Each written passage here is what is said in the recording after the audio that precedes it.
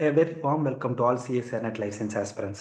இன்னைக்கு நான் இந்த வீடியோவில் எதை பற்றி பார்க்க போகிறோம் அப்படின்னா, டிசம்பர் 2024 நடக்க இந்த சிஎஸ்ஆர் நெட் லைசன்ஸ் எக்ஸாம் நமக்கு வந்து மார்ச் 1 2025 நடக்கப்பட்டிருந்துச்சு இல்லையா? ஸோ அந்த எக்ஸாமோட எக்ஸ்பெக்டட் கட் ஆஃப் தான் நம்ம இந்த வீடியோவில் பார்க்க போகிறோம்.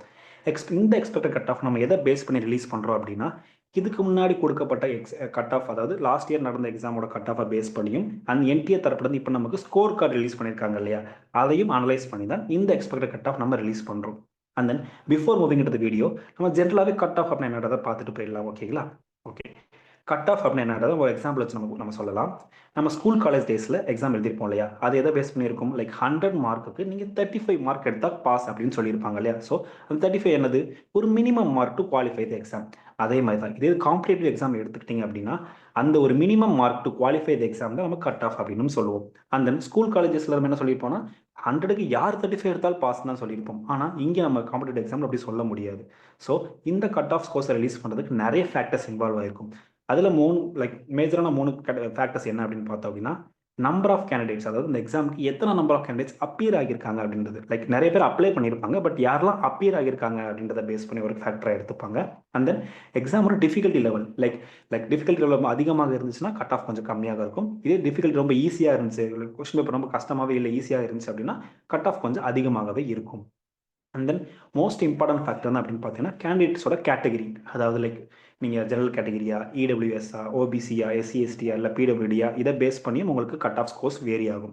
ஸோ இந்த மாதிரி நிறைய ஃபேக்டர்ஸ் இன்வால்வ் ஆகிறதுனால, லைக் நீங்கள் கட் ஆஃப் ஸ்கோர் ரிலீஸ் பண்ணுறதுல ஒரு இன்இக்வாலிட்டி நடந்துடக்கூடாதுன்னு என்டிஏ தரப்புலேருந்து ஒரு ப்ராசஸ் இருக்குது. அந்த ப்ராசஸோட நேம் தான் நார்மலைசேஷன் ப்ராசஸ் அப்படின்னு சொல்லுவாங்க. இதுக்கு ஒரு எக்ஸாம்பிள் எடுத்துக்கிட்டீங்க அப்படின்னா, லைக் நம்பர் ஆஃப் கேண்டிடேட்ஸ் அதிகமாக அப்பியர் ஆகிறாங்கன்னு சொல்லியிருந்தோம் இல்லையா. ஸோ அதனால நமக்கு என்ன நடக்கும், எக்ஸாம் வந்து ஷிஃப்ட் பேசிஸில் நடக்கும். இப்போ சிஎஸ்சி நெட் லைஃப் சயின்ஸே வந்து ஷிஃப்ட் 1 ஷிஃப்ட் 2 பேசிஸில் நடந்திருக்கும். ஸோ இந்த மாதிரி ஷிஃப்ட் பேசிஸ் நடக்கும்போது ஒரு ஷிஃப்ட்டுக்கு வந்து கொஸ்டின் பேப்பர் ஈஸியாக இருக்கலாம், இன்னொரு ஷிஃப்ட் கொஸ்டின் பேப்பர் டஃபாக இருக்கலாம். ஸோ இந்த டஃப்பான கொஸ்டின் பேப்பர் அட்டன் பண்ண கேண்டிடேட்ஸ்க்கு வந்து ஒரு லைக் என்ன சொல்லுவோம், டிகிரேடான ஒரு ஃபேராக நடக்காமல் எவல்யூஷன் வந்து ஒரு இன்இக்வாலிட்டி நடந்துடக்கூடாதுன்றனால என்டிஏ தரப்பு வந்து ஒரு ஃபேர் எவாலுவேஷன் நடக்கணுன்றதுக்காக கொண்டு வரப்பட்ட ப்ராசஸ் தான் இந்த நார்மலைசேஷன் ப்ராசஸ். இதுக்கு அவங்க யூஸ் பண்ணுற கிரைட்டீரியா தான் பெர்சன்டைல் ஸ்கோர்ஸ். என்னடா அது பெர்சன்டைல், யாரும் கன்ஃபியூஸ் ஆக வேணாம். ஏன்னா நம்ம நல்லாவே தெரியும் பெர்சன்டேஜ்னா என்ன. நீங்கள் உங்களோட இண்டிவிஜுவல் ஸ்கோர் நீங்கள் 100க்கு எவ்வளோ எடுத்திருக்கீங்க அப்படின்றத பெர்சன்டேஜில் மாத்திரம் தான் பெர்சன்டேஜ் ஸ்கோர்ஸ்னு சொல்லுவோம். வேறாஸ் பெர்சன்டைல் ஸ்கோர் அப்படின்னா நீங்கள் இண்டிவிஜுவல் எவ்வளோ மார்க் எடுத்திருக்கீங்கன்றத மற்ற அந்த எக்ஸாமுக்கு எல்லாரும் அப்பியர் ஆகியிருப்பாங்களா அந்த எல்லா கேண்டிடேட்ஸோட கம்பேர் பண்ணி சொல்கிற மாதிரி தான் பெர்சன்டைல். இப்போ இது எவ்வளோ ரேஞ்ச் ஆகும் அப்படின்னா 100லேருந்து 0 வரைக்கும் பெர்சன்டைல் இருக்கும். இது ஒரு எக்ஸாம்பிள் வச்சு சொல்லலாம். இப்போ ஃபார் எக்ஸாம்பிள் ஒரு எக்ஸாம் வந்து 100 மார்க்ஸ் நடக்குதுன்னு வச்சுக்கோங்களேன். அதில் 98 மார்க் தான் ஃபர்ஸ்ட் மார்க் ஒருத்தர் எடுத்திருக்காரு அப்படின்னா அவர் தான் 100th பெர்சன்டைல் அப்படின்னு சொல்லுவோம். ஸோ அதை பேஸ் பண்ணி உங்கள் ஸ்கோர் எத்தனை இருக்கோ அதை தான் நம்ம பெர்சன்டைல் ஸ்கோர்ஸில் ரிலீஸ் பண்ணுவோம். அண்ட் தென் இந்த பெர்சன்டைல் வந்து டெசிமல்லேருந்து 7 பிளேஸ் தள்ளி போகலாம். ஃபார் எக்ஸாம்பிள் இப்போ 99.935167 அந்த மாதிரி 7 டெசிமல் பிளேஸை தள்ளியும் ரிலீஸ் பண்ணலாம் பெர்சன்டேஜ் ஸ்கோர்ஸை பொறுத்தளவு. ஓகே, இப்போ நம்ம ஜெனரலாக கட் ஆஃப் என்னன்னு பார்த்தாச்சு. இப்போ நம்ம இதுக்கு முன்னாடி நடந்த எக்ஸாமோட கட் ஆஃபோட ட்ரெண்ட்ஸ் அனலைஸ் பண்ணிடலாம். இதை பொறுத்தளவு பார்த்தோம்னா ஜேஆர்எஃப்க்கு நம்ம லைஃப் சயின்ஸை பொறுத்தளவு பார்த்தோம் அப்படின்னா எல்லா இயருமே கிராஜுவலாக இன்க்ரீஸ் ஆகிட்டே இருக்கு எல்லா கேட்டகரிஸ்க்கும்.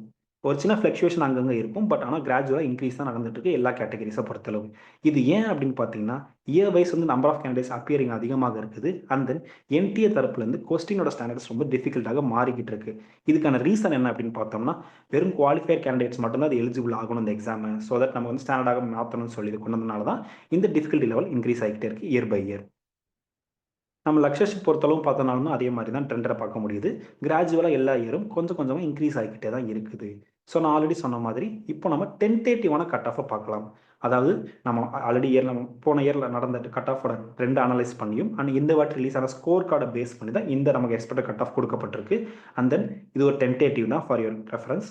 ஒரிஜினல் கட் ஆஃப் எப்போ ரிலீஸ் ஆகுதோ நம்ம அப்போ தான் பார்க்க முடியும். ஆல்ரைட், இதில் நீங்கள் நல்லா பார்த்தாலே தெரியுது ஜென்ரல் கேட்டகரிக்கு ஜேஆர்எஃப்க்கு 99.21% தேவைப்படுது. அதே மாதிரி லக்ஷர்ஷிப்க்கு 98.05% தேவைப்படுது. அந்த நீங்கள் இங்கே நல்லா கவனிச்சு பார்த்தா தெரியும் எக்கனாமிக்கலி வீக்கர் செக்ஷனுக்கும் ஓபிசிக்கும் ஜேஆர்எஃப் பொறுத்தளவும் சரி லக்ஷர்ஷிப் பொறுத்தளவும் சரி கட் ஆஃப் ஓரளவு ஈக்குவலாக தான் இருக்குது. அண்ட் தென் வேறு பிடபிள்யூடி கேண்டிடேட்ஸ் பற்றி பார்த்தீங்கன்னா ஜேஆர்எஃப்க்கும் சரி லக்ஷர்ஷிப்பும் சரி ரெண்டுத்துக்குமே 72.02% தான் தேவைப்படுது. அண்ட் இந்த பெர்சன்டேஜ் ஸ்கோர்ஸ் வந்து ஒரு 0.5 வந்து வேரி ஆகலாம், ஃப்ளக்சுவேட் ஆகலாம். நமக்கு என்டிஏ தரப்பு ரிலீஸ் ஆகும்போது தான் தெரியும் ஒரிஜினல் கட் ஆஃப் எவ்வளோ அப்படின்றது. ஸோ உங்களோட ஸ்கோர் கார்டை பேஸ் பண்ணி இந்த கட் ஆஃப் எவ்வளோன்றதை நீங்கள் பார்த்துக்கிட்டு நீங்கள் குவாலிஃபை ஆகிட்டீங்களா இல்லை உங்கள் பர்சன்டேஜ் எவ்வளோ, உங்கள் பர்சன்டைல் எவ்வளோ அப்படின்றத கமெண்ட் செக்ஷனில் லீவ் பண்ணுங்கள். அண்ட் தென் இந்த வாட்டி உங்கள் பர்சன்டைல் மீட் ஆகலை அப்படின்னா யாரும் மனம் தளர வேணாம். இதை நான் ஏன் சொல்கிறேன் அப்படின்னா, டிசம்பர் 2024 நடக்க வேண்டிய அந்த செஷன் தான் நமக்கு இப்போ மார்ச் 1 நடந்துப்பட்டுச்சு இல்லையா? ஸோ அதனால் நெக்ஸ்ட் செஷன் வந்து ரொம்ப சீக்கிரமாகவே வந்துடும். ஸோ யாரும் டைம் வேஸ்ட் பண்ணாமல் படிக்க ஆரம்பிச்சிருங்க. இப்போ நீங்கள் என்ன பண்ணணும் அப்படின்னா, லாஸ்ட் டைம் என்னென்ன தப்பு பண்ணீங்களோ அதை பண்ணக்கூடாது. லைக் பிவைக்யூஸ் அதிகமாக அட்டன் பண்ணுங்கள். லைக் நீங்கள் சில டாப்பிக்கை ஸ்கிப் பண்ணிட்டு போயிருக்கலாம். இது எனக்கு வராது, இல்லை எக்ஸாமில் இது கேட்க மாட்டாங்கன்னு சொல்லி உங்களோட ஒரு கணிப்பில் நீங்கள் ஸ்கிப் பண்ணிட்டு போயிருப்பீங்க. பட் எக்ஸாமில் அது வந்திருக்கலாம். ஸோ அந்த மாதிரி சின்ன சின்ன மைனர் எரர்ஸை கரெக்ட் பண்ணிவிட்டு இந்த வாட்டி நம்ம நெக்ஸ்ட் செஷன் கொடுக்கலாம். அண்ட் தென் எப்போவுமே நீங்கள் இந்த மாதிரி காம்படிட்டிவ் எக்ஸாம் ப்ரிப்பேர் பண்ணும்போது ஒரு ப்ராப்பர் கைடன்ஸ் இருந்தால் உங்களுக்கு ஒரு ஆடட் அட்வான்டேஜ் தான்.